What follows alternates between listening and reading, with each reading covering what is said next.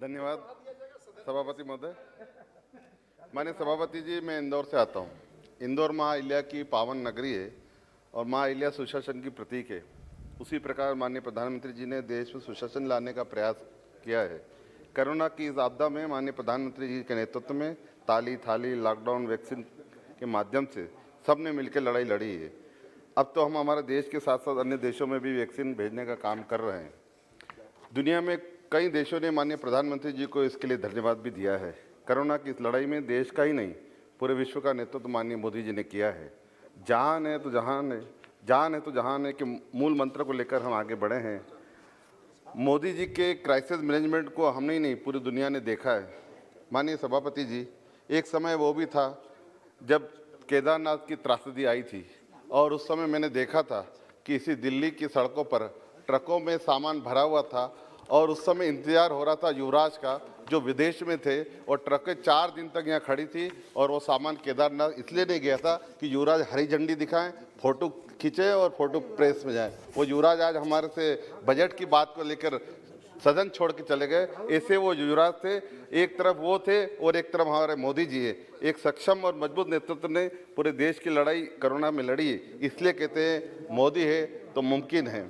माननीय सभापति महोदय, इस विषम परिस्थिति में माननीय प्रधानमंत्री मोदी जी के नेतृत्व में माननीय वित्त मंत्री जी ने जो बजट पेश किया है, न कोई नया कर लगाया, समाज के हर वर्ग का ध्यान रखा है।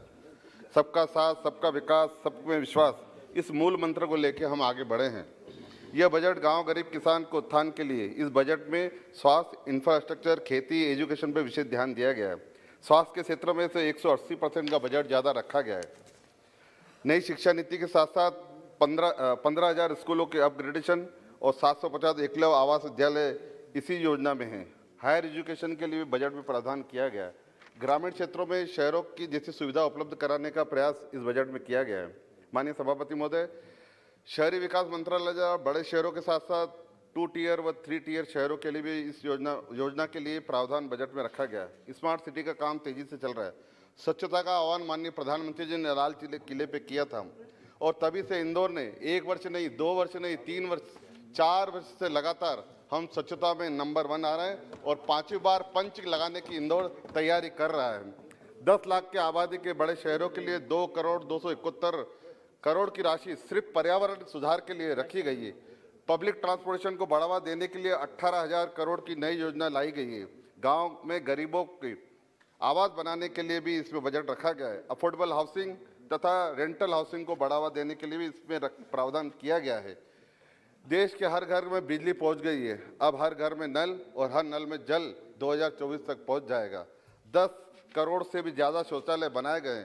करोड़ों महिलाओं को उज्ज्वला के माध्यम से गैस सिलेंडर दिए गए और मुझे लगता है कि इस वर्ष जो बजट में प्रावधान किया गया, 1 करोड़ महिलाओं को और गैस सिलेंडर कनेक्शन दिए जाएंगे। 1 नेशन 1 कार्ड का काम बहुत जोरों से चल रहा है। माननीय सभापति महोदय, इस बजट में जो प्रावधान किए गए, मैं चाहता हूँ इंदौर के लिए भी जो क्लीनेस्ट सिटी ऑफ इंडिया है इंदौर, उसके लिए भी कुछ ध्यान रखा जाए। टेक्सटाइल हब, 7 टेक्सटाइल हब माननीय वित्त मंत्री जी ने इसमें घोषणा की है। टेक्सटाइल के मामले में इंदौर कई वर्षों से लीडिंग रोल अदा कर रहा है, तो एक टेक्सटाइल हब इंदौर में होना चाहिए।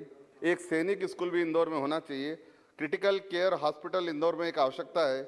इंदौर दाहोद रेलवे लाइन का काम शुरू होना चाहिए। Indore Bombay, Indore Delhi high speed train बनना चाहिए। इंटरनेशनल लॉजिस्टिक हब इंदौर में होना चाहिए और एक अंतर्राष्ट्रीय एयरपोर्ट नया बनना चाहिए।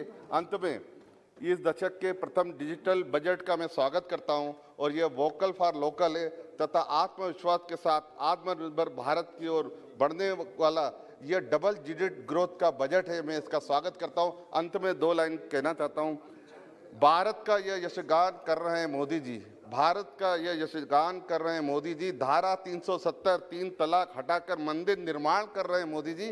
भारत के सपनों को साकार कर रहे हैं मोदी जी। जय हिंद, जय भारत।